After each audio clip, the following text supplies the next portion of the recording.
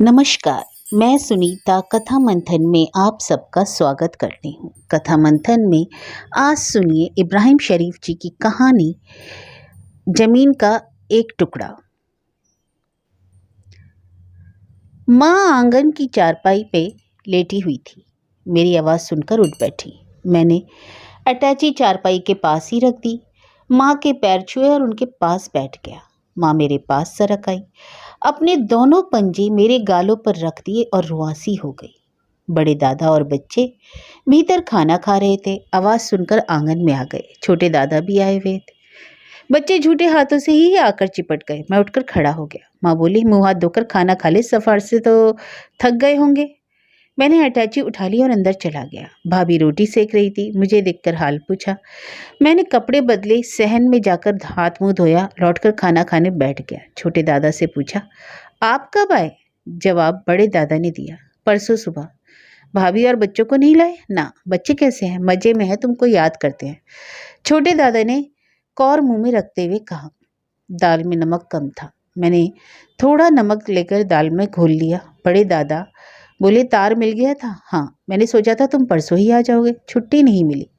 उन्होंने कौर चबाते हुए मेरी तरफ देखा और कुछ कुछ नाराजगी के साथ बोले, तुम्हारी ये शिकायत तो कभी दूर भी होगी। अरे मैं क्या कर सकता हूँ, फैक्ट्री के नियम ही ऐसे हैं, नौकरी भी तो करनी है।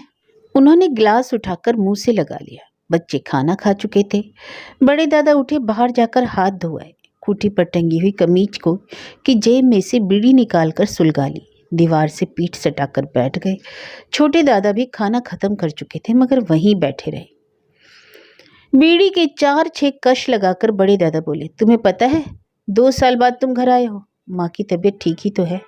आपने तार किस लिए दिया था? मेरी कटोरी में दाल खत्म हो गई थी। मैंने थोड़ी दाल और लेकर उसमें नमक मिला ली। तो क्या माँ के मरने के बाद ही आने का इरादा था? बड़े दादा, आप भी क्या बात करते हैं? मैं जानबूझकर थोड़े ही यहाँ नहीं आता हूँ। मैंने गिलास के बचे पानी में ही उंगलियां डुबो दी। तो तुम ही बताओ, ये भी तो नौकरी करते हैं मगर साल में एक बार हाल चाल तो पूछ जाते हैं। तुम्हारे तो बीवी बच्चे भी नहीं हैं। मैंने कोई जवाब नहीं दिया। छोटे दादा को शायद लगा कि मैं इन सवालों से दुखी हो गया हूँ। वह जैसे स्थिति को संभालते हुए बोले, मेरी तो सरकारी नौकरी है ना दादा, चाहे जब छुट्टी ले सकता हूँ, किसी ना किसी बहाने। प्राइवेट में दिक्कत होती है। बड़े दादा ने बीड़ी का टोटा जमीन पर रगड़ दिया। मेरी तरफ फिसलती निगाह से देखा। बोले, तुम कभी शीशे में अपनी शक्ल भी देखते हो? उनका सवाल सुनकर मुझे हंसी आ गई। मुझे हंसता देखकर छोटे दादा और पास में बैठे हुए बच्चे भी हंस पड़े। भाभी चूल्हे के पास ही बैठी खाना खा रही थी। शायद दाल खत्म हो गई थी। हर दूसरे तीसरे कौर के साथ वह कुरकुर करके प्याज कुतर रही थी। बड़े दादा ने आगे पैर पसार लिए थे। मैंने उनकी तरफ देखा। उनकी खोपड़ी बिल्कुल गंजी हो गई थी और गाल खासे पिचक गए थे। मेरे भीतर कुछ हिल सा गया। मैंने उनसे कहा, बड़दा, आपकी सेहत तो काफ़ी गिर गई है। उन्होंने उठकर जेब में से एक बीड़ी और निकाल ली। बोले, तुम अपनी पर तो ध्यान दो। देखी है शक्ल कैसे निकल आई है, बिज्जुओं जैसी। इसलिए तो कहता हूँ शीशे में अपनी शक्ल देख लिया करो। मैं बड़े दादा के बारे में सोचने लगा। मुझे ठीक से याद भी नहीं कि मेरे पिता कब मर गए थे। मुझे पाला पोसा बड़े दादा ने ही, छोटे भाई की तरह नहीं, अपने सगे बेटे की तरह।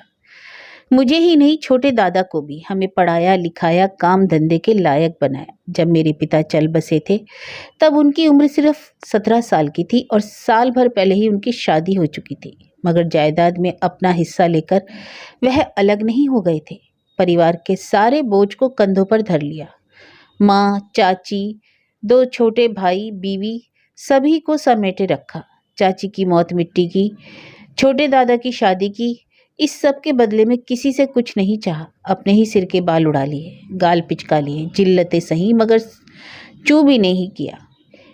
इस सब के बीच इतना जरूर हुआ कि पिता की छोड़ी हुई जायदाद धीरे धीरे सरकने लगी, कर्जदारी बढ़ने लगी। फांकों ने हमारी दहलीज में झांकना शुरू किया। तगादों की आवाज़ें बुलंद होने लगी। बीच बाजार में उनके गिरेबान परम जबूत पंजे पसरने लगे। फिर भी उन्होंने पीछे मुड़कर नहीं देखा, आगे चलते गए, दोनों कंधों को बोझ से दबाए ही। मैं उठकर बाहर आंगन में आ गया। मेरे पीछे छोटे दादा भी आ गए।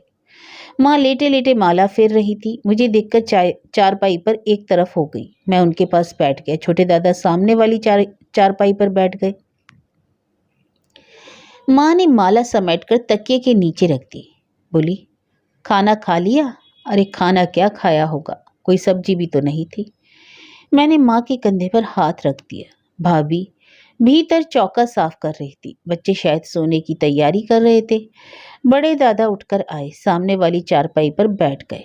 भीतर की रोशनी बाहर आंगन में पड़ रही थी, बेहद मामूली सी, शक्लों की शिनाख्त भर करने लायक। बड़े दादा थोड़ी देर चुपचाप बैठे रहे, फिर चारपाई पर लेट गए। छोटे दादा ने मुझसे पूछा, तुम्हारी फैक्ट्री में कितने आदमी काम करते हैं? 700। 700? बहुत बड़ी फैक्ट्री होगी। और क्या? बड़े दादा ने लेटे लेटे पूछा, तुम्हारी तनख्वाह बढ़ी कि नहीं? हाँ बड़ी है, 18 रुपये। बस? 5 साल में 18 रुपये? पर साल ही तो परमानेंट हुआ हूँ। मालिक हरामी है। क्या कहता है? छोटे दादा ने पूछा। अरे कहता क्या है, वर्कर्स के साथ बेरहमी दिखाता है। धमकी दो तो यूनियन के नेताओं को खरीद लेता है या सिर फुड़वा देता है। सिर फूटने वाली बात से शायद बड़े दादा चकरा गए। झट से उठ बैठे, उस छीनी रोशनी में मेरी तरफ गौर से देखने की कोशिश की।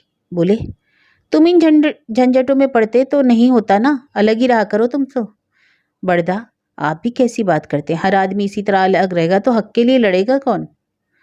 छोटे दादा शहर में नौकरी करते हैं, वह मेरी बात समझ गए। मेरा समर्थन करते हुए बोले, यूनियन के कामों से ऐसे अलग रहकर काम नहीं चलता दादा। बड़े दादा फिर लेट गए। बोले, सो तो ठीक है, फिर भी होशियारी से काम लेना चाहिए। छोटू वहाँ रहते भी अकेले है ना। माँ को शायद नींद नहीं आ रही थी, उन्होंने भी यही ताकीद दोहरा दी और आंखें मूंद ली। भीतर भाभी भी काम से निपटकर बच्चों के पास ही सो गई थी। थोड़ी देर चारों तरफ चुप्पी छाई रही। लेटे लेटे ही अचानक बड़े दादा बोले, छोटू मैंने वह बची हुई जमीन बेच दी है। मैंने कोई जवाब नहीं दिया। तार पाने के बाद मुझे जो ख्याल आया था वह ठीक ही था। छोटे दादा ने जैसे खुलासा किया, बेच देना ही तो ठीक था, वरना बेकार में ब्याज चढ़ जाता, फिर तो जमीन बेचकर भी कर्जा चुकाना मुश्किल हो जाता। तुम लोगों से पूछे बिना ही यह फैसला ले लिया। बड़े दादा के स्वर में रंज था। हमसे पूछते तो हम भी यही सलाह देते। क्या करता, कर्जदार मेरी जान खाए जा रहा था। खैर छोड़िए, फिक्र करने की कोई बात नहीं। माँ ने करवट बदली। उनकी नींद उचट गई थी, या लेटे लेटे वह चुपचाप हमारी बातें सुन रही थी। बोली, तुम्हारे पिताजी की वह आखिरी निशानी थी, वह भी चली गई। बड़े दादा उठकर चुपचाप बैठ गए। मैंने माँ को ढांढस दिया, निशानी विशानी कुछ नहीं होती माँ, पिताजी ने हमारी ही जरूरतों के लिए तो जमीन रखी थी।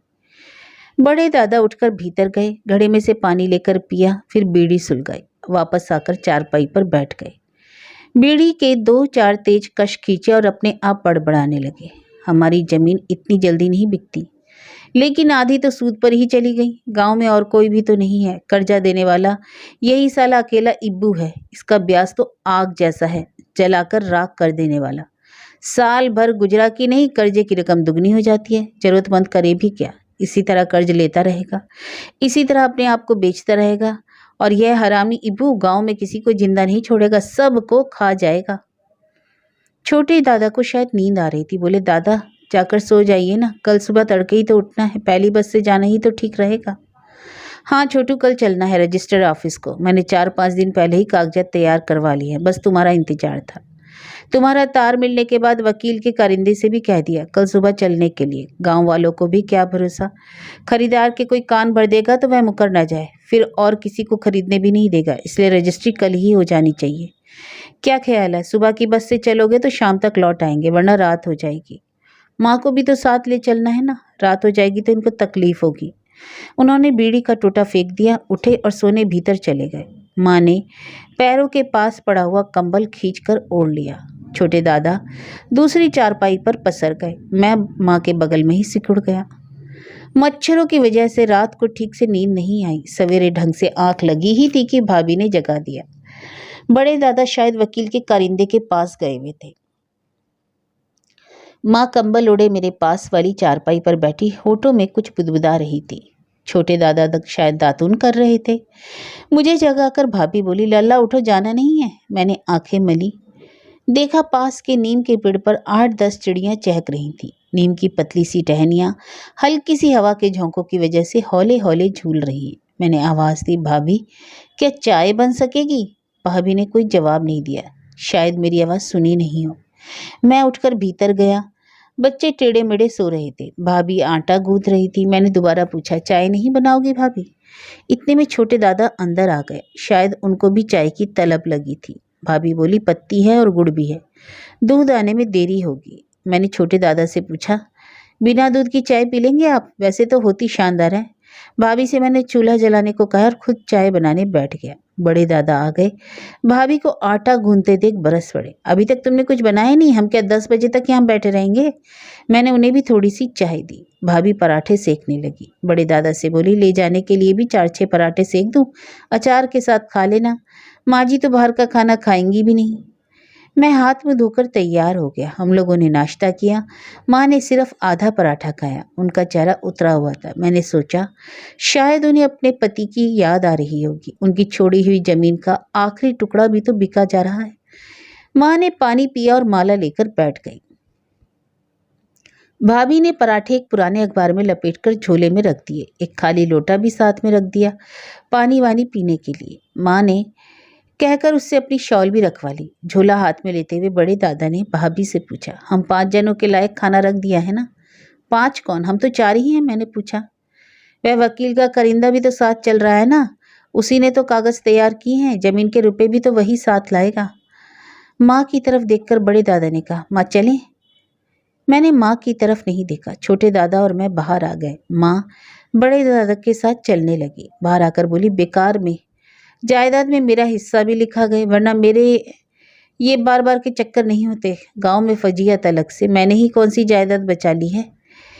किसी ने उनकी बात का जवाब नहीं दिया, चुपचाप चलने लगे। 3 साल पहले सर्दियों में माँ के दाहिने हाथ और पैर पर लकवे का जो हमला हुआ था, उसका असर अब तक था।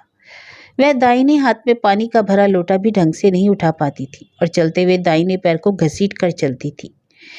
इनके इलाज के लिए दादा ने जो पैसा उधार लिया था, उसका भी एक हिस्सा था जमीन की बिक्री में। पता नहीं छोटे दादा क्या सोच रहे थे, लेकिन उनके साथ चलते हुए मेरे दिमाग में यही सारी बातें कुलबुला रही थी।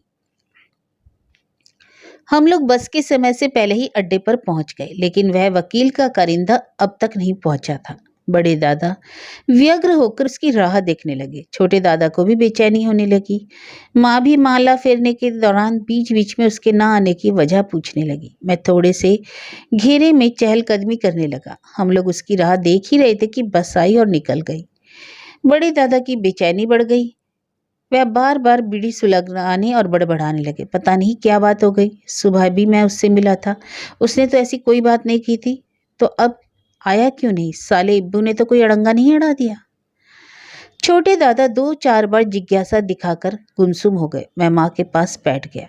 बड़े दादा पास में पड़ी हुई बड़ी सी चट्टान पर उकड़ू बैठकर बेचैनी से थूकने लगे। छोटे दादा ने उसे दूर से आते हुए देख लिया। उत्साह से उछलकर बोले, अरे दादा, वह आ रहा है। यह बात सुनते ही उन्होंने उंगलियों में फंसी हुई बीड़ी फेंक दी और तेजी से उठकर खड़े हो गए। वह अपनी बड़ी सी बेढप तौंद को छुलाता हुआ हाथी के बच्चे की तरह चला आ रहा था। उसके पास आते ही दादा लपक पड़े। अरे क्या बात हो गई चाचा, बड़ी आंखें दुखाई तुमने। तेज चलने की वजह से वह शायद थक गया था। उसी चट्टान पर बैठकर हाँफने लगा और बीच बीच में दांत ऐसे चलाने लगा जैसे जुगाली कर रहा हो। मैंने देखा उसकी कमीज को कि ये बेहद बेहुदगी की हद तक बड़ी है और उसमें तरह तरह के कागज ठूसे हुए हैं। उसने जेब में 3-4 रंग बिरंगे पेन रखे हैं। हाथ में एक झोला है जो शायद कागजों से ही भरा हुआ है। उसने सांस धीमी की और बोला, क्या करता?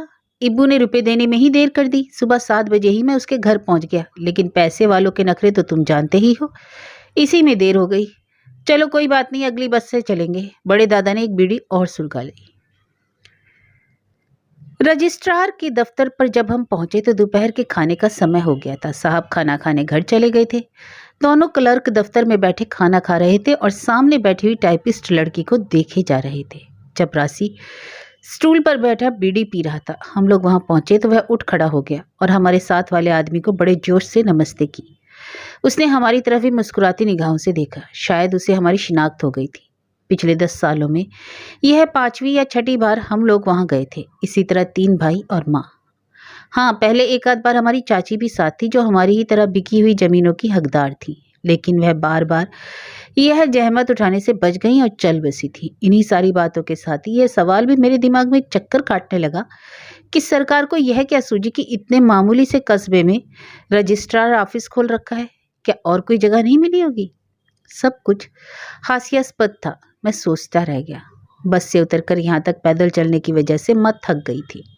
उन्हें प्यास लगाई थी और शायद भूख भी। मैंने माँ से पूछा, माँ खाना खाओगी? यह बात सुनकर हमारे साथ के कारिंदे ने अपनी फैली हुई जेब में से कागजों का एक पुलिंदा निकाला और उसके बीच में तय करके रखे हुए नोटों में से एक 10 रुपए का पत्ता बड़े दादा की तरफ बढ़ाते हुए बोला, तुम लोग जाकर पास के ढाबे में खाना खा लो।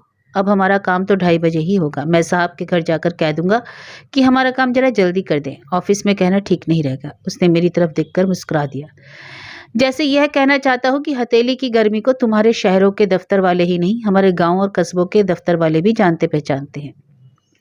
बड़े दादा ने नोट नहीं लिया। बोले, हम खाना ले आए हैं। छोटे दादा को शायद उसका नोट देना अच्छा नहीं लगा। वह आवाज में कुछ तुर्शी भरते हुए बोले, हमारी तरफ से तुम ही रख लो चाचा, तुम्हें भी तो खाना खाना है। शायद उसकी समझ में बात नहीं आई। वह ही करके हंसने लगा जब वह साहब से मिलने के लिए उसी तरह झूलता हुआ चला गया। छोटे दादा हिकारत से बोले, साला खाना खाने के लिए हमें पैसे देने लगा। लोगों के कागज पत्तर लिखकर 4 पैसा क्या कमा लिया, दिमाग फिर गया है इसका। वो दिन भूल गया जब इसकी माँ हमारे घर में अनाज भी ना करती थी 2 जून रोटी के लिए। मेरी समझ में नहीं आ रहा था कि अचानक वह इस तरह गुस्सा क्यों हो रहे हैं अपनी फितरत के खिलाफ। मैं सोचने लगा, पिता की सारी जमीन के बिक जाने को का उन्हें जो दर्द हो रहा है उसे वह झेल नहीं पा रहे हैं। प्यास की वजह से माँ का गला सूख गया था। वह धीरे से खांसने लगी। बड़े दादा बोले, चलो सामने के बागीचे में चलकर खाना खा लेते हैं। इब्बू साले की वजह से इतनी देर हो गई, वरना अब तक काम पूरा हो गया होता और 2 बजे वाली बस से लौट भी जाते। माँ को चलने में तकलीफ हो रही थी। वह आज अपनी शक्ति से बढ़कर चल चुकी थी। छोटे दादा ने उनकी बाह पकड़ ली और धीरे धीरे चलने लगे। हम लोग सड़क पार करके बागीचे के पास आ गए। बड़े दादा वहीं खड़े माली को ऊंची आवाज में पुकारने लगे। 8-10 आवाजों के बाद माली ने जवाब दिया, जी हम कुएं पे बैठकर खाना खा लें? हाँ आ जाइए, इसमें पूछने की क्या बात है। माली को आजाद हिंदुस्तान की हवा भी नहीं लगी है। मैं धीरे धीरे चलते हुए सोचने लगा, तुम्हारे यहाँ का कुत्ता बड़ा खतरनाक है भाई। बड़े दादा को कुत्तों से नफरत है और डर भी। डरिए नहीं, वह कुछ नहीं करेगा। मैं जो आपसे बात कर रहा हूँ। माली ने ही कुएं से एक बाल्टी पानी निकाल कर दिया। हम लोगों ने हाथ मुंह धोए। माँ ने खाने से पहले ही लोटा भर पानी पी लिया। हमने खाना खाया। अब भी माँ ने आधे पराठे से ज्यादा नहीं खाया। वह खाली पानी पीती रही।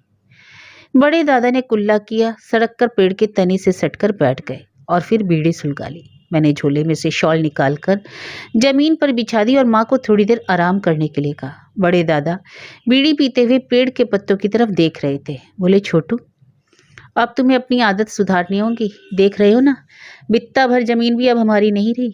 मैंने उनके चेहरे की तरफ देखा, जैसे हवाइयाँ उड़ रही हैं। मैंने गर्दन झुका ली। उन्हें किसी तरह का जवाब देने की हिम्मत नहीं रही। उन्होंने बीड़ी फेंक दी। कुछ रुखे स्वर में बोले, समझ रहे हो मैं क्या कह रहा हूँ? जी जी से काम नहीं चलेगा। हमें अपने पिताजी की जमीन वापस खरीदनी है। यह तुम दोनों से ही हो सकता है।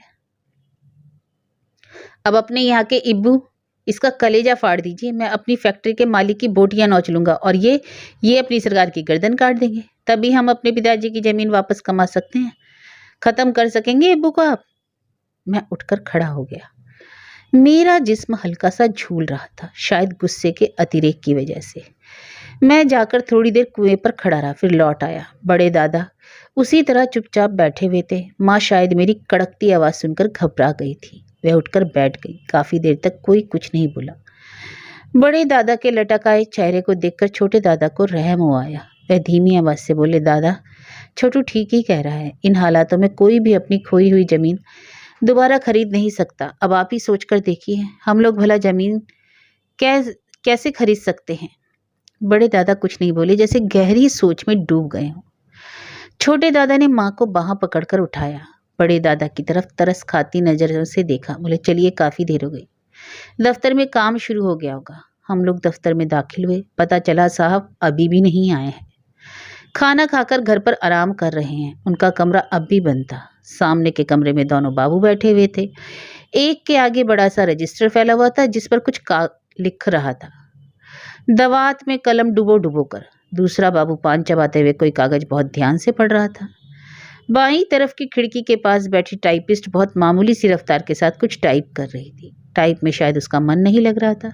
वह बीच बीच में खिड़की के बाहर झांक रही थी और उस खिड़की के साथ ही बरामदे में बने हुए लंबे से चाबूतरे पर हमारे साथ वाला करिंदा लेटा सुबह की तरह जुगाली कर रहा था। चपरासी उसके पैरों के पास बैठा उससे बातें कर रहा था। उस चबूतरे के रूबरू बरामदे की दूसरी तरफ बने हुए वैसे ही लंबे चबूतरे पर कोई 5-6 लोग चुपचाप बैठे हुए थे। ठेठ गांव के लोग। शायद वे भी अपनी जमीन जायदाद की बिक्री के सिलसिले में आए थे। हमें देखते ही कारिंदा उठकर बैठ गया। चपरासी परे हटकर खड़ा हो गया। शायद उस पर मेरी और छोटे दादा की पतलूनों का रौब पड़ रहा था। कारिंदे ने पूछा, खाना खा लिया? छोटे दादा ने माँ को एक तरफ बिठा दिया। माँ ने माला फेरनी शुरू कर दी। उन्होंने किसी तरफ ध्यान नहीं दिया। बड़े दादा ने कारिंदे से साहब के बारे में पूछा। उसने जुगाली बंद की। बोला, सब ठीक हो गया। साहब अभी आने वाले हैं, पहले हमारा ही काम होगा। बड़े दादा उसकी बगल में बैठ गए। उनकी बगल में छोटे दादा। मैं खिड़की के पास खड़ा हो गया। सामने के चबूतरे पर बैठे लोग उसी तरह गुमसुम थे। साहब जब आए तो धूप काफी फीकी पड़ गई थी। 3:30 के करीब का समय था। उन्हें दूर से आते देखकर चपरासी ने भागकर उनके कमरे का किवाड़ खोल दिया। दोनों चबूतरों के लोग उठ खड़े हो गए।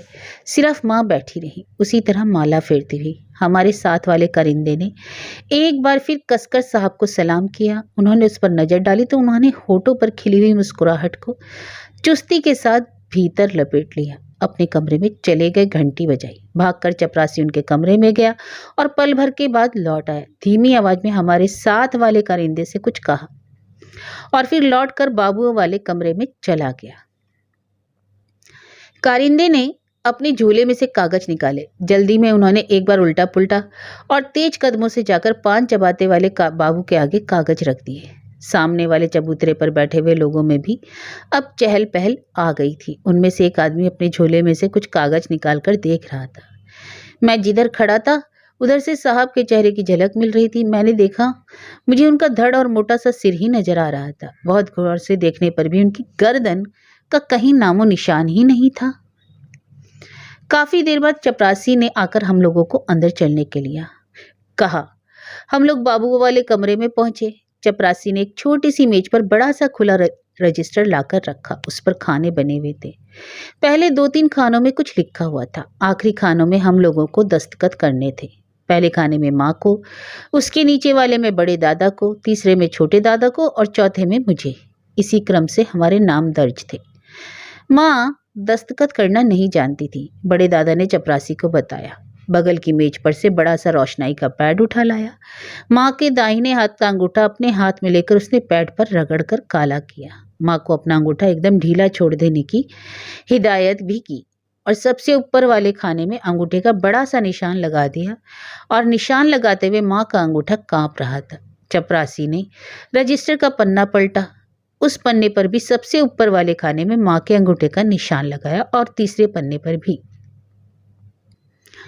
उसके बाद उसने बगल में पड़े हुए खुरदुरा काला कपड़ा उठा लिया और माँ को दिया। अपना अंगूठा पोंछ लेने के लिए मैंने वह कपड़ा अपने हाथ में लेकर माँ का अंगूठा अच्छी तरह से पोंछा और उन्हें बाहर चबूतरे पर लाकर बिठा दिया। मैंने देखा माँ का चेहरा कसा हुआ है और उनके हाथ जाहिर तौर पर कांप रहे हैं और वह अपने पल्लू से आंखें पोंछने लगी। हम तीनों भाइयों ने तीनों पन्नों पर अपने दस्तखत कर दिए। हमें भी दस्तखतों के नीचे अपने अंगूठों के निशान भी लगाने थे। सरकार के एहतियाती सूझ पर मुझे खुशी हुई। कहीं तो वह सजग है। यह सब कर कर आकर हम लोग भी बाहर के चबूतरे के पास आ गए। बड़े दादा का चेहरा भी खासा कसा हुआ था। उनके गालों के गड्ढे कुछ और धसे हुए लग रहे थे। वे चुपचाप बैठे रहे। छोटे दादा माँ के पास जाकर बैठ गए। हमारे साथ वाला कारिंदा बाबुओं के कमरे में ही खड़े कुछ बातें कर रहा था। हमारे सामने वाले चबूतरे पर बैठे हुए लोगों को भी यही सब करना था। उनमें से 2 आदमी उठकर चपरासी के कहने पर अंदर गए। कोई 15-20 मिनट बाद हमें साहब के कमरे में जाने के लिए कहा गया। हम लोग जाकर साहब की बड़ी सी मेज के इर्द गिर्द खड़े हो गए। माँ के और बड़े दादा के चेहरों पर अब तक सहजता नहीं आ पाई थी। साहब के आगे वही रजिस्टर फैला हुआ था जिस पर हम लोगों के दस्तखत करके अंगूठे के निशान लगाए थे। साहब थोड़ी देर कुछ पढ़ते रहे, फिर गंभीर आवाज में बोले, सुभद्रा देवी आप हैं? जी, माँ की आवाज लड़खड़ाई। राम गोपाल? जी मैं, बड़े दादा बोले। हरिशरण? जी मैं, छोटे दादा ने कहा। राधे श्याम? मैं हूं। मेरे अंदर का शहर कुछ कुलबुलाने लग गया। क्या आप लोगों ने जमीन अपनी मर्जी से बेची है? जी, बड़े दादा ने उत्तर दिया। कितने में? 4,950 में। आप लोगों को रुपए मिल गए? जी मिल गए। अब आप लोग जा सकते हैं। साहब कुर्सी की पीठ पर पसर गए। हम लोग बाहर आ गए। हमारे साथ वाला कारिंदा चबूतरे पर बैठा कागज के टुकड़े पर कुछ लिख रहा था। बड़े दादा उसकी बगल में बैठ गए। मैंने छोटे दादा से पूछा, अब हम लोग जा सकते हैं ना? उन्होंने मेरी तरफ ध्यान से देखा, अंग्रेजी में बोले कि वह भी सब कुछ से काफी ऊब गए हैं। मैंने जैसे खुद को सांत्वना देते हुए कहा, चलिए यह आखिरी ऊब है। वह हंस पड़े, खासी फीकी सी हंसी, गोया मुझ पर तरस खा रहे हो कि बच्चू अब इस ऊब को तो आखिरी कह रहे हो, बाकी रोजमर्रा की ऊबों का क्या करोगे? मैं खिड़की में से टाइपिस्ट लड़की को देखने लगा। यह कारिंदा कागज का टुकड़ा बड़े दादा के आगे करके उन्हें समझाने लगा। ईबू से लिया हुआ पैसा 1,600, 2 साल का ब्याज 8 रुपये सैकड़ा, हर महीने की दर से 3,072। मेरी फीस 50 रुपये, साहब को दिए हुए 60 रुपये, दफ्तर वालों को 8 रुपये और कुल 4,810 रुपये। बकाया 140 तुम्हें मिलने हैं। उसने अपनी फैली हुई जेब में से टटोलकर नोटों की एक गड्डी निकाली और 10-10 के 14 नोट गिनकर बड़े दादा के हाथ में पकड़ा दिए। मैंने देखा रुपए लेते हुए बड़े दादा की चेहरे पर काली सी झाई थरथरा उठी। इस बीच कारिंदा फिर जुगाली करने में लग गया। बड़े दादा ने रुपए जेब में रख दिए। कारिंदे ने कहा, तुम लोग जाओ, 6 बजे आखिरी बस है, उससे चले जाना, मुझे थोड़ा काम है, मैं कल शाम तक घर पहुंचूंगा। हम लोग धीरे धीरे चलकर बस अड्डे पर आ गए। रास्ते भर कोई किसी से कुछ नहीं बोला। माँ ने सिर्फ इतना कहा, मेरी आंखों के सामने ही तुम्हारे पिताजी भी चले गए, उनकी जमीन भी चली गई। उनका गला भर आया। इस पर भी किसी ने कुछ नहीं कहा। बस स्टैंड पर बैठे बैठे 7 बज गए। 6 बजे वाली बस नहीं आई। माँ ने इस बीच 2 बार पानी पिया। माला फेरती हुई बैठी रही। बारी बारी से मैं और छोटे दादा इधर उधर जाकर बस के बारे में पूछ कर आए। और लोग भी हमारी तरह ही थे। किसी ने बताया बस कहीं रास्ते में खराब हो गई, ना भी आए तो कोई बड़ी बात नहीं। बड़े दादा की परेशानी बढ़ गई। माँ को आराम की जरूरत थी। बस नहीं आएगी तो रात के 11:30 बजे मेल मिलेगा। मौसम खराब है, रात में हल्की सी ठंड भी पड़ने लगती है। माँ को परेशानी होगी, क्या किया जाए? मैं बड़बड़ाने लगी। 8:30 बज गए। कस्बे का मामूली सा अस्तित्व जैसे जैसे रात भर के लिए अंधेरों में खोता जा रहा था। अड्डे में इक्के दुक्के लोग ही रह गए। मैंने सुझाया, स्टेशन चलेंगे? माँ निढाल हो रही थी। स्टेशन कस्बे के बाहर था, लगभग सुनसान इलाके में। हम लोगों ने तांगा कर लिया। तांगे में बैठने से पहले बड़े दादा ने अपने लिए बीड़ी का बंडल और माचिस ली। 1 दर्जन केले खरीदकर झोले में रख लिए। स्टेशन पर कुछ भी तो नहीं मिलता और माँ ने दोपहर से कुछ खाया भी नहीं। स्टेशन बहुत छोटा सा था और उजाड़। टिकट घर और स्टेशन मास्टर के कमरों में मध्यम सी रोशनी थी और कहीं रोशनी का नाम नहीं था। प्लेटफार्म उन दोनों कमरों जितना ही फैला हुआ था, जिस पर टीन की छत थी। प्लेटफार्म के इधर उधर काफी जगह थी मगर खुली हुई। वहां भी रोशनी का नामो निशान न था। प्लेटफार्म पर अनाज के या किसी चीज के भरे बोरे पड़े थे बेतरतीब से।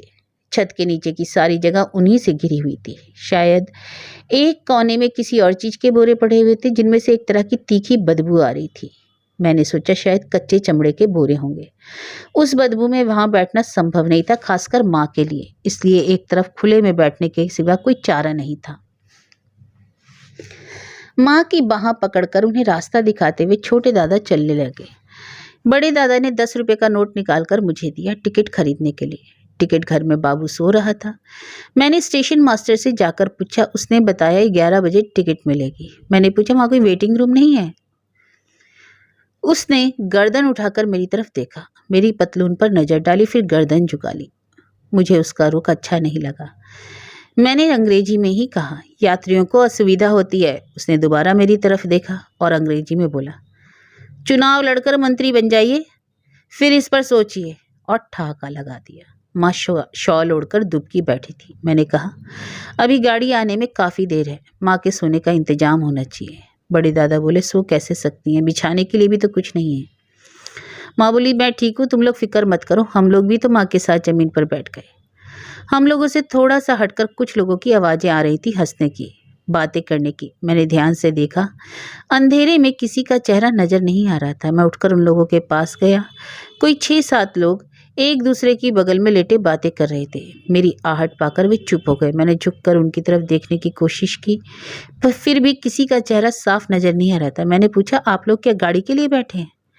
एक ने कहा, नहीं, हम तो यहीं के हैं, रेलवे लाइन का काम चल रहा है ना, दिन में काम करते हैं, रात को यहीं सोते हैं। मैंने उन लोगों के पास उखड़ू बैठ गया। पूछा, मेल कितने बजे आएगी? 12 बजे तक आ जाएगा। 12 तक? आपको कहाँ जाना है?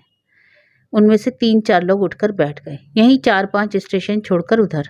वे लोग चुप हो गए। मैं बोला, मेरे साथ माँ और 2 भाई भी हैं। बस से जाना था, बस नहीं मिली। माँ की तबीयत ठीक नहीं है और हमारे पास कपड़े भी नहीं हैं। मेरी बात सुनकर एक आदमी झट से उठ खड़ा हुआ। उसने सिरहाने तय करके रखी हुई सुजनी मेरी तरफ बढ़ाई। बोला, यह लीजिए, किसी ना किसी तरह थोड़ा समय तो काटना है। मैं धन्यवाद देकर वहां से उठा।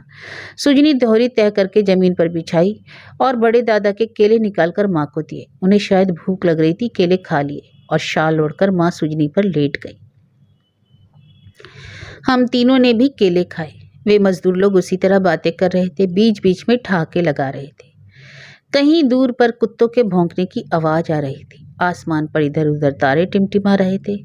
मौसम में कुछ खुनकी बढ़ गई थी। बड़े दादा ने बीड़ी सुलगा ली। उन लोगों में से किसी ने बीड़ी सुलगा ली। मैंने आवाज कुछ ऊंची करके उन लोगों से पूछा, आप लोगों में से किसी को बीड़ी तो नहीं चाहिए? मुझे लगा बहुत बेहुदे ढंग से कृतज्ञता दिखा रहा हूँ। उनको बीड़ी चाहिए नहीं थी। बड़े दादा ने मुझसे पूछा, छोटू कितने दिन की छुट्टी लेकर आए?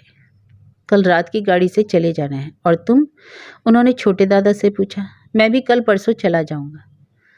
तुम लोगों को किराए के पैसे चाहिए ना? मैं बोले, नहीं, मेरे पास है। मैं बोला। छोटे दादा ने कहा, उनको भी नहीं चाहिए। इन 140 में से तुम लोग भी ले सकते हो। मैंने अंधेरे में उनका चेहरा देखने की कोशिश की। मुझे कुछ नजर नहीं आया, उनकी आवाज में कंपन के सिवा। मैं बोला, रुक कर बड़दा, आप फिक्र मत कीजिए, अच्छे दिन आएंगे। वह कुछ नहीं बोली। बीड़ी का टोटा फेंक दिया। कहीं किसी मुर्गे की गलतफहमी हो गई थी। वह बांग देने लगा, सवेरा होने से पहले ही सवेरे की उतावली में। पास के लोगों में से किसी ने पूछा, बाबूजी कै बजे हैं? मैंने माचिस जलाकर घड़ी देखी, 9:45। मैंने आवाज दी। उन लोगों को भी शायद नींद नहीं आ रही थी, किसी बात पर हंस रहे थे। थोड़ी देर बाद चुप्पी छा गई। आस पास की झाड़ियों में से झिंगुर बोल रहे थे। उन लोगों में से किसी ने कहा, अबे शुरू तो कर, हर रात तो सताता है। इसके साथ ही 3-4 लोगों की आवाजें एक साथ है। हाँ यार, अब शुरू कर। उनमें से किसी ने हमारी तरफ आवाज फेंकी, बाबूजी आप लोग तो पढ़े लिखे हैं, कोई कहानी वहानी सुनाइए, गाड़ी के आने तक का वक्त कट जाएगा। मैंने जवाब दिया, हम में से कोई कहानी नहीं जानता। ए दुर्गा, तू सुनोगे बाबूजी? हाँ हाँ जरूर। थोड़ी देर खामोशी बनी रही। आसमान साफ हो गया, तारों की संख्या बढ़ गई थी। शायद दुर्गा बोल उठा, तो सुनिए बाबूजी, यह कहानी मैंने अपने बचपन में दादा से सुनी थी, उनको उनके नाना ने सुनाई थी। किसी ने आवाज कसी, अबे नाना के बच्चे, कहानी तो सुना। दुर्गा ने गला साफ किया, आवाज बुलंद की, कहने लगा, एक गांव में एक आदमी रहता था, बहुत गरीब। उन लोगों में से किसी ने फप्ती कसी, तेरे से भी? एक जबरदस्त ठहाका लगा। दुर्गा नाराज हो गया, अरे तू बीच में बोलेगा तो मैं कहानी कैसे कहूंगा? अच्छा चुप है, बोलता क्यों है? दुर्गा ने कहानी शुरू की। हाँ तो एक बहुत गरीब आदमी था। एक दिन वह काम धाम की खोज में निकल पड़ा पैदल। 12-13 वर्ष का रहा होगा। रास्ते में भूख लगाई, रात को भी कुछ नहीं खाया था, पर करते क्या, ऐसे ही चलते रहे। चलते चलते दिन ढलने लगा। रास्ते में दोनों ने 3-4 जगह पानी पिया और इसी से संतोष कर लिया। फूटी खौड़ी तो पास में थी नहीं जो कुछ खरीद कर खा लेते। बड़े दादा को शायद कहानी अच्छी लग रही थी और दुर्गा बोले जा रहा था। बाप बेटा किसी गांव के पास पहुंचे। गांव के बाहर कोई मेला लगा हुआ था। नगाड़े तुरही की आवाजें आ रही थी। लड़के के कान खड़े हो गए। उसने अपने बाप से पूछा। आवाज बाप ने भी सुनी थी। बोला, कोई मेला होगा। मेले की बात सुनकर लड़का मचलने लगा। बाप का हाथ पकड़कर बोला, बापू देखने चलते हैं। उन्हें उसी तरफ जाना था। बाप मान गया। बाप बेटा उधर ही चल पड़े। थोड़ी देर बाद मेले में पहुंच गए। बहुत भारी मेला लगा था। तरह तरह की चीजें बिक रही थी। तरह तरह के खेल तमाशे हो रहे थे। बाप ने लड़के को सारे मेले में घुमाया। बेचारा लड़का नदीदी आंखों से देखता रहा। शाम हो गई। बाप ने लड़के का हाथ पकड़ लिया। बोला चल शाम हो रही है, जल्दी पहुंचना है। पर लड़के को मेले में मजा आ रहा था। वह अपने बाप का हाथ पकड़े इधर उधर देखता हुआ मचलने लगा। अब वहीं एक कोने में एक पेड़ के तने में से 8-10 ऊंट बंधे हुए थे। लड़के की निगाह ऊँटों पर पड़ी। उसने इतने सारे ऊँट इकट्ठे कभी नहीं देखे थे। उसने बाप का हाथ पकड़ लिया और बोला बापू उन ऊँटों को देखते हैं, चलोगे? बाप लड़के को लेकर ऊँटों की ओर चला। दुर्गा को शायद तलब लग गई। उसने कहानी रोककर फिर से बीड़ी सुलगा ली। 2-3 सुट्टे मारे। बाकी टुकड़ा अपने साथियों को पकड़ा दिया। फिर कहानी शुरू की। हाँ तो वे दोनों ऊँटों के पास पहुंचे। ऊँटों वाला ऊँट बेच रहा था। ऊंची आवाज में कह रहा था ऊँट ले लो, बीकानेरी ऊँट है, गाड़ी खिंचवा लो, रहट चलवा लो, जमीन जुतवा लो, सवारी कर लो, ऊँट ले लो, 2-2 आने का ऊँट ले लो। दुर्गा का कोई साथी ठठाकर हंस पड़ा। अरे इसकी तो हर कहानी ऐसी ही होती है। अब 2 आने में कहीं ऊँट मिलता है? अभी चुप ना, बीच में बकवास मत कर, वरना तेरी अकलमंदी पीछे से निकाल देंगे। 3-4 लोगों ने टोकने वाले को एक साथ डांटा। वह चुप हो गया। छोटे को नींद आ रही थी। वह बैठे इधर उधर होने लगा। बड़े दादा ने एक बीड़ी सुलगा ली। मैंने आसमान की तरफ देखा। दुर्गा ने फिर कहना शुरू किया। तो क्या बता रहा था मैं? हाँ तो ऊँट वाला चिल्ला रहा था 2-2 आने का एक ऊँट। लड़के ने ऊँट का दाम सुना तो उसके मुंह में पानी भरा है। खुशी के मारे उसके पैर जमीन पर टिक नहीं रहे थे। सोचने लगा हमारे पास एक ऊँट होता तो दिन भर हम पैदल क्यों चलते, आराम से उस पर बैठकर चले जाते। उसने बाप का हाथ पकड़कर खींचा। कहने लगा बापू एक ऊँट ले लो, हमारे बहुत काम आएगा। बाप ने लड़के को समझाया बेटे पैसे नहीं है, लेकिन वह कहाँ मानने वाला था। मचल गया। एक ऊँट खरीद दो। अब बाप को गुस्सा आ गया। उसने लड़के का हाथ पकड़कर खींचते हुए झिड़क दिया। अबे चुपचाप बैठ, ऊँट कहाँ से खरीदेगा, कल से खाना नहीं खाया। चलते चलते बाप बेटा काफी दूर चले गए। बाप आगे आगे चल रहा था, लड़का पीछे पीछे। लड़का बहुत थक गया था। बेचारे का चेहरा लटक आया था। उसकी आंखों के आगे ऊँट ही दिखाई पड़ रहे थे। एकाएक लड़के को अपने पैरों के पास कोई चीज दिखाई दी, चमकदार चीज। लड़के ने झुककर उठा लिया। कमीज पर से उसकी धूल साफ की। वह और ज्यादा चमकने लगी। लड़के ने बाप को आवाज दी, बाबू यह देखो कोई चीज मिली है। बाप ने पीछे मुड़कर देखा। बाप ने उलट पुलट कर देखा। बोला बेटे यह तो हीरा है। लड़का समझा नहीं। बोला वह क्या होता है? बापू ने बताया हीरा बहुत कीमती चीज होता है बेटे। बाप को बहुत खुशी हो रही थी। यह कितने में बिकेगा बापू? बापू ने दोबारा उलट पुलट कर देखा। सोच कर बोला यह तो 500 का है। बेटे ने कहा 500? तो मुझे कई ऊँट दिला दो ना बापू। लड़का तरसने लगा। बाप को बेटे पर दया आ गई। बोला चल तेरे लिए एक ऊँट ही खरीद देता हूँ। बाप बेटा भागे भागे मेले में लौट आए। मेला उठ रहा था। लोग बाग अपने अपने घरों की तरफ चल रहे थे। लड़के ने उछलते हुए एक ऊँट चुन लिया। बोला वह वाला ऊँट खरीद दो बापू। बापू को भी ऊँट पसंद आया। उसने ऊँट वाले के हाथ में हीरा रख दिया। बोला भैया यह वाला ऊँट दे दो और बाकी पैसे भी। ऊँट वाले ने हीरे को ठोक पीट कर देखा। बोला यह क्या, यह हीरा है? बाप ने कहा इससे ऊँट कैसे खरीदोगे? ऊँट वाले ने पूछा अरे यह तो 500 रुपये का हीरा है, तुम्हारा ऊँट तो 2 आने का है, दे दो वह वाला ऊँट जल्दी से, बाकी पैसे भी लौटाओ। ऊँट वाले ने नाक मुँह सिकोड़ते हुए उस गरीब आदमी के हाथ में वापस हीरा रख दिया। गुस्से में बोला क्या बक रहे हो, अभी 10 मिनट पहले ही रामपुर के राजा ने 1000 रुपये में मेरा एक ऊँट खरीदा है, मैं तो अब 2000 रुपये का ही एक ऊँट बेचूंगा। यह बात सुनकर बेचारे लड़के की सांस रुक गई। उसके बाप को भी बहुत दुख हुआ। उसे गुस्सा भी आया, लेकिन करता क्या। वह अपने लड़के का हाथ पकड़े चुपचाप आगे बढ़ गया। हीरे को मुट्ठी में बांधे भूख से बाप बेटे पैर घसीटते हुए चलने लगे। बस यही है कहानी। दुर्गा चुप हो गया।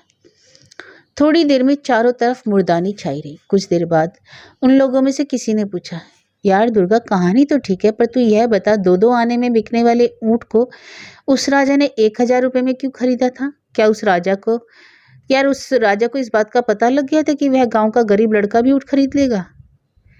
किसी और ने सवाल का समर्थन करते हुए पूछा दुर्गा उस राजा ने ऐसा क्यों किया? दुर्गा ने इसी बीच बीड़ी सुलगा ली थी। बड़े दादा ने भी कश खींचता हुआ दुर्गा बोला मैं क्या जानूं यार, मुझे क्या पता राजा ने 2 आने का ऊँट 1000 में क्यों खरीदा। मैं जानता हूँ, बड़े दादा ने पूरी ताकत के साथ बीड़ी जमीन पर दे मारी और जोर जोर से चिल्लाते हुए उठ खड़े हो गए, जैसे बौखला गए हों। उनका जिस्म कांप रहा था। मैंने कस कर उनकी बाह पकड़ ली। उन्हें जैसे समझाते हुए धीरे से बोला, बड़दा आप धीरज रखिए, ये लोग सब लोग भी आप ही की तरह जान जाएंगे। बड़े दादा अब भी कांप रहे थे, पता नहीं क्यों। मेरी आंखें डबडबा आई थी। अंधेरे में ही मैंने बाएं हाथ से आंखें पोंछ ली। पिछले स्टेशन से रेल के छूटने की घंटी बज उठी और अंधेरे को चूरती हुई टन टन। छोटे दादा माँ को जगाने लग गए। माँ उठो, गाड़ी आ रही है। कहीं दूर पर मुर्गा फिर से बांग देने लग गया था।